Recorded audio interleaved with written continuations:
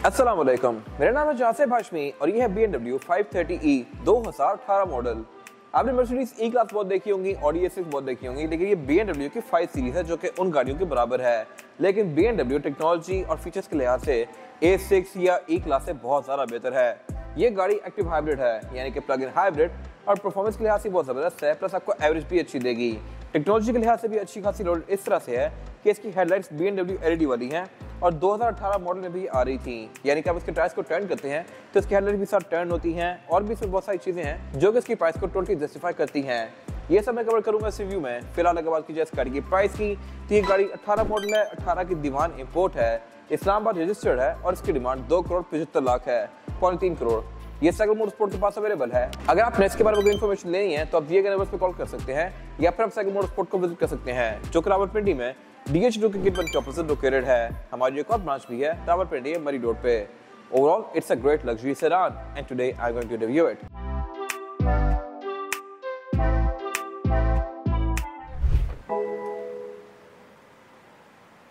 Let's start with the exterior of this car. Looks के लिहाज से गाड़ी बहुत डिसेंट सी है और 5 सीरीज बेसिकली 7 और 3 सीरीज के बीच में आती है। ये एक D7 की सेडान होती है और अगर बात की जाए स्पेसिफिक गाड़ी की तो इसको BMW G30 कहता है। ये प्री फेसलिफ्ट वर्जन है और इसकी ये शेप 2016 से लेकर 2023 तक आई थी।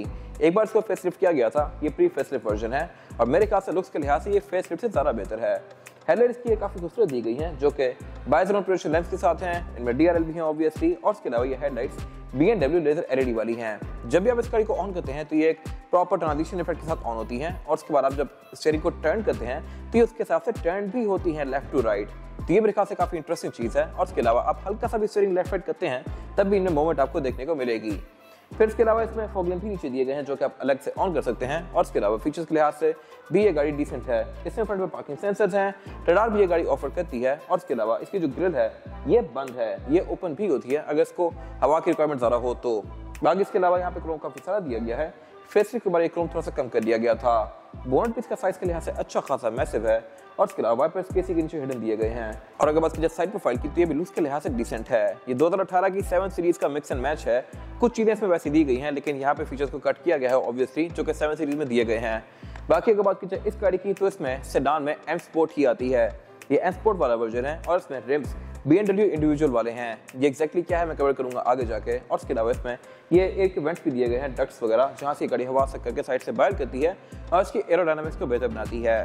तो ये गाड़ी प्लग इन हाइब्रिड वर्जन है। तो इसमें यहाँ पे एक ये डोर दिया गया है जिसको ओपन करके आप इसको चार्ज कर सकते हैं और जब आप इसको चार्ज करके यूज करेंगे तो इसकी एवरेज काफी अच्छी आएगी। फिर इसके अलावा इसके जो साइड मिरर हैं ये रिट्रैक्टेबल हैं, एडजस्टेबल हैं, इनमें ऑटो वाला फीचर भी आता है और इसके अलावा ये ऑटो डिमिंग भी ऑफर करते हैं। और अगर बात की जाए इस गाड़ी की एब्सोल्यूट साइड प्रोफाइल की तो जैसा कि मैंने मेंशन किया ये एक D सेगमेंट की सेडान है, लेकिन इसमें एक लॉन्ग व्हील बेस वर्जन भी ऑफर होता है। ये स्पेसिफिक गाड़ी शॉर्ट व्हील बेस है। लॉन्ग व्हील बेस में रेयर पैसेंजर्स के लिए रूम अच्छा खासा होता है।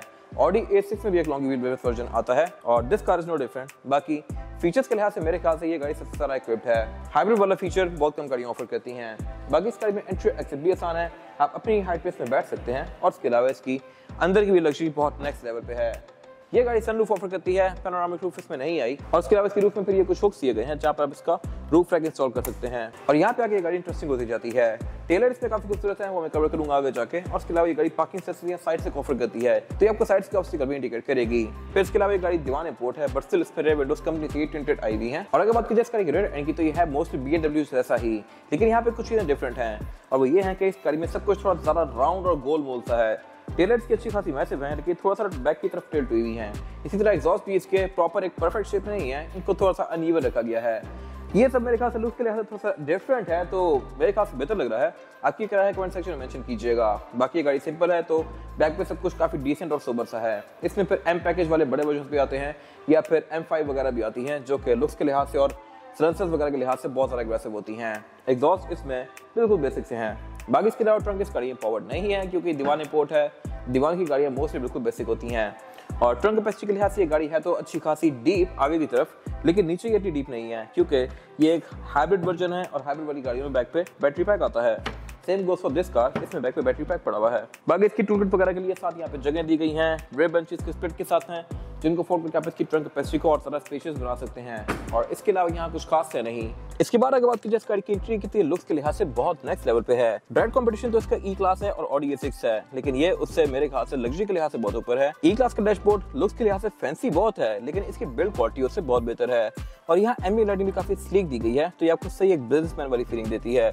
इस सब आगे बात करूंगा। फिलहाल अगर बात की जाए इसके स्टीयरिंग व्हील की, तो ये एम स्पोर्ट वाला स्टीयरिंग है, जो कि आपको 2 सीरीज से लेकर 7 सीरीज से देखने को मिलता है।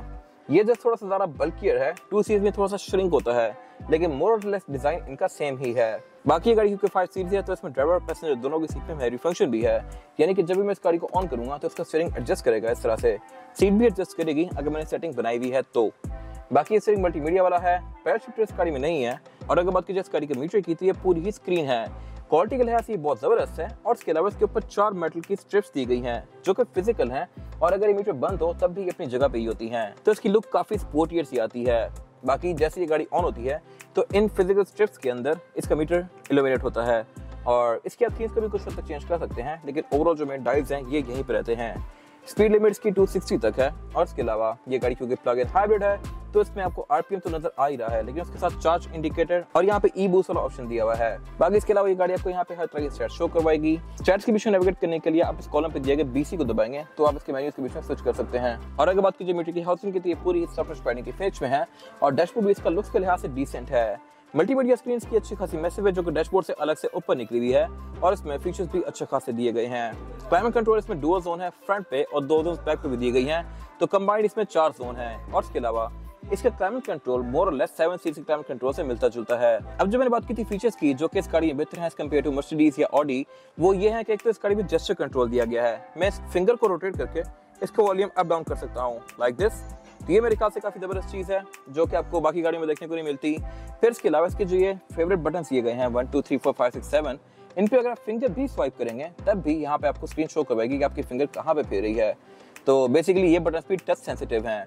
फिर इसी तरह इसका जो वॉल्यूम रॉकर है, इसको अगर आप ट्विस्ट करते हैं, ये जो वॉल्यूम के बीच में पावर का बटन है ये एक ही जगह रहता है, जबकि इसके अगर आप कोई छोटी क्लास लें, X1 लें, X2 लें, X3 लें, या फिर BMW 2 या 3 सीरीज लें, उनमें वॉल्यूम के साथ जो ये पावर का बटन है ये भी घूमता है, और ये शो करवाता है कि आपने सस्ती गाड़ी दी है, चीप आउट किया है।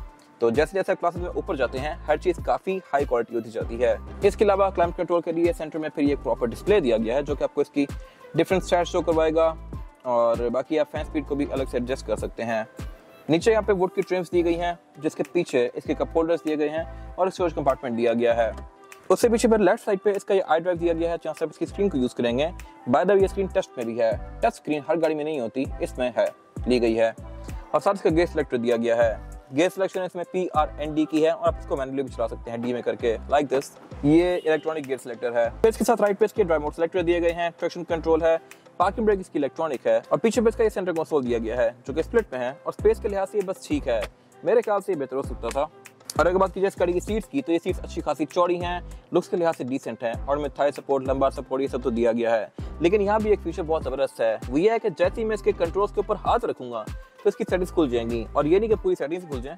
मैंने अगर नीचे के कंट्रोल्स पे हाथ रखा हुआ है तो नीचे के कंट्रोल खुलेंगे, बैक पे हाथ रखा हुआ है तो बैक के कंट्रोल खुलेंगे लाइक दिस। अभी मैंने ये बैक पे सिर्फ एक फिंगर रखी है, सेटिंग ओपन हो गई। अगर मैं नीचे वाले एरिया पे फिंगर रखूंगा तो ये नीचे की सेटिंग ओपन हो गई। Nice attention to detail. Seat के बटन टच सेंसिटिव हैं, मल्टीमीडिया टच सेंसिटिव है, ऊपर इसका वॉल्यूम रॉकर जेस्चर से कंट्रोल होता है, और ये चीजें मेरे ख्याल से इसके अलावा कहीं नहीं आती, तो ये मेरे ख्याल से टोटली वर्थ इट है। बाकी इसके अलावा अगर बात कीजिए डोर्स की, तो ये भी काफी हाई डेफिनेशन है, एम्बिएंट लाइटिंग भी इसमें काफी स्लीक और ब्राइट दी गई है, और इसके आप कलर्स को भी ऑब्वियसली RGB में चेंज कर सकते हैं। साउंड सिस्टम इसमें हार्मन कार्डन का है, विंडोज की चारों ही सिंगल टैप वाली हैं। वैनिटी मिरर्स में ड्राइवर और पैसेंजर दोनों के लिए दिए गए हैं, विद लाइट्स जो ऑटोमेटिकली ऑन होती हैं, और इसके अलावा ये गाड़ी सनरूफ भी ऑफर करती है, जो कि काफी मैसिव है। फिर इसमें जो केबिन लाइट्स दी गई हैं ये भी काफी खूबसूरत हैं, और बाकी यहाँ कुछ खास है नहीं। और अब अगर बात कीजिए इस गाड़ी में रेयर पैसेंजर्स के लिए सीटिंग कैपेसिटी की, तो ये बैक में बिल्कुल पूरी है, और इसकी वजह यह है कि शॉर्ट व्हील बेस वर्जन है, इसमें एक लॉन्ग व्हील बेस वाली गाड़ी भी आती है, और BMW आपको इंकरेज करता है लॉन्ग व्हील बेस लेने के लिए इस गाड़ी की स्पेस को कम करके। बाकी यहाँ पे फीचर्स रिसेंट हैं, इस तरह से रेयर पैसेंजर्स के लिए यहाँ पे क्लाइमेट कंट्रोल की 2 जोन्स हैं, और इसके अलावा एयर वेंट्स भी यहाँ पे काफी सारे दिए गए हैं। सेंटर में भी एयर वेंट्स हैं, पाँव पे भी, और यहाँ साइड पे भी। साइड के एयर वेंट्स देखने में एक आफ्टर थॉट लगते हैं, क्योंकि ये बिल्कुल स्लीक से पतले से हैं। देखने में ऐसा लगता है कि ये पहले डिजाइन कर दिया गया था, बाद में सोचा गया कि यहाँ पे एक एयर वेंट भी रख देते हैं। इसके अलावा बाकी बैक पे इसमें 2 ही लोग कंफर्टेबली बैठ सकते हैं, थर्ड पर्सन के लिए लेग रूम है ही नहीं। सीट भी यहाँ पे बस ना होने के बराबर है, ये अलग से ऊपर दी हुई है और उसमें कोई खास स्टिचिंग वगैरह भी नहीं दी गई, ये बिल्कुल बेसिक सी है। सेंटर में इसके सेंटर कंसोल दिया गया है जिसको ओपन करके आप एज एन आर्मरेस्ट यूज कर सकते हैं। इसमें कप होल्डर्स भी हैं। इसके अलावा आप इस पूरे ही एरिया को भी फोल्ड कर सकते हैं लाइक दिस, और आप इसकी डिग्गी को एक्सेस कर सकते हैं यहीं से। फिर रेयर डोर्स में भी फ्रंट डोर्स की तरह ही एम्बिएंट लाइटिंग दी गई है। साउंड सिस्टम भी यहाँ पे हारमन कार्डन का है। हेडरेस्ट भी यहाँ पे प्रॉपर दिए गए हैं, एयर बैग्स भी हैं, सीट बेल्ट भी हैं, आरएसएफ के पोर्ट्स भी हैं। और अब अगर बात की जाए इस गाड़ी के इंजन की, तो इंजन इसमें दो ही मेन आते हैं, 2.0 प्लग इन हाइब्रिड और इसके अलावा 3.0 वाला इंजन। छोटे इंजन भी इसमें आते हैं लेकिन वो इतने ज़्यादा पॉपुलर नहीं है। सबसे कॉमन आपको ये गाड़ी मिलेगी 2.0 प्लग इन हाइब्रिड टर्बोचार्ज्ड। ये इंजन जैसा कि मैंने बताया कि 2000 सीसी है, V48 है और ये गाड़ी 248 हॉर्स पावर प्रोड्यूस करती है कंबाइंड, जो कि सफिशिएंट है बॉडी साइज के लिहाज से और डे टू डे यूज के लिहाज से भी ये गाड़ी अच्छी खासी पावरफुल है। ये गाड़ी क्योंकि प्लग इन हाइब्रिड है तो आप इसको चार्ज करके इसकी एवरेज को बेहतर बना सकते हैं। परफॉर्मेंस के लिहाज से भी ये गाड़ी अच्छी खासी पावरफुल है। एक्सेलरेशन के लिहाज से आपको कहीं तंग नहीं करेगी, लेकिन ऑब्वियसली ये कोई उस तरह की परफॉर्मेंस कार तो है नहीं कि आप इस पर ड्रैग रेसिंग वगैरह करें। बाकी ये गाड़ी 5 सीरीज है और इसमें दो मेन ड्राइव ट्रेन्स ऑफर होती हैं, रेयर व्हील ड्राइव और फिर ऑल व्हील ड्राइव। ये गाड़ी रेयर व्हील ड्राइव है, बड़े इंजन के साथ गाड़ी ऑल व्हील ड्राइव भी आती है।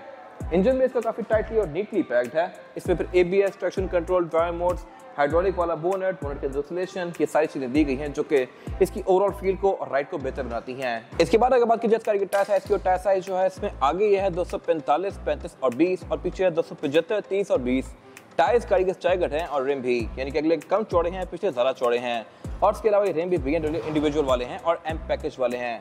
ये M स्पोर्ट वाली गाड़ी है और इसमें एक और चीज भी यूनिक है, वो ये है कि इसके ब्रेक कैलिपर के ऊपर भी M पैकेज की बैजिंग दी गई है और ब्रेक कैलिपर्स के अगले पिछले हैं भी ब्लू, तो ये थोड़ी सी यूनिक फीलिंग देते हैं। बाकी इसमें कुछ एरोडायनामिक्स वगैरह के लिए कट्स दिए गए हैं जो कि लुक्स को बेहतर बना रहे हैं। ऐसा ही कट बेसिकली 7 सीरीज में भी आता है, लेकिन वो फिर पीछे की तरफ कंटिन्यू भी करता है गोल्फ स्टिक की तरह, इसमें वो चीज़ नहीं है। बाकी इसके अलावा इसमें ABS, traction control, drive mode वगैरह ये सब आता है। हाइट कंट्रोल भी ये गाड़ी ऑफर करती है बट स्पेसिफिक गाड़ी में नहीं है। इसका फायदा भी है, फायदा यह है कि इसकी कॉस्ट ऑफ मेंटेनेंस ना होने के बराबर होगी और ये सस्पेंशन ज़रा रोबस्ट होगा, जबकि हाइट कंट्रोल वाली गाड़ी काफ़ी ज़्यादा फ्रेजाइल होती है लेकिन उसकी राइड बहुत स्मूथ होती है। टायर्स में मिशलिन के हैं जो कि ऑलमोस्ट ब्रांड न्यू हैं और ये आपको काफ़ी लंबे अरसे तक अच्छी राइड प्रोवाइड करेंगे। ये था आज का रिव्यू। अगर आपको रिव्यू पसंद आया है तो इस रिव्यू को लाइक कीजिए, मेरे चैनल को सब्सक्राइब कीजिए और अगर आपके पास इस कार से रिलेटेड कोई राय है तो उसको कमेंट सेक्शन में शेयर जरूर कीजिएगा ताकि वो लोग जो ये गाड़ी लेने वाले हैं वो आपकी राय से फायदा उठा सकें। अपना ख्याल रखिएगा। Thank you.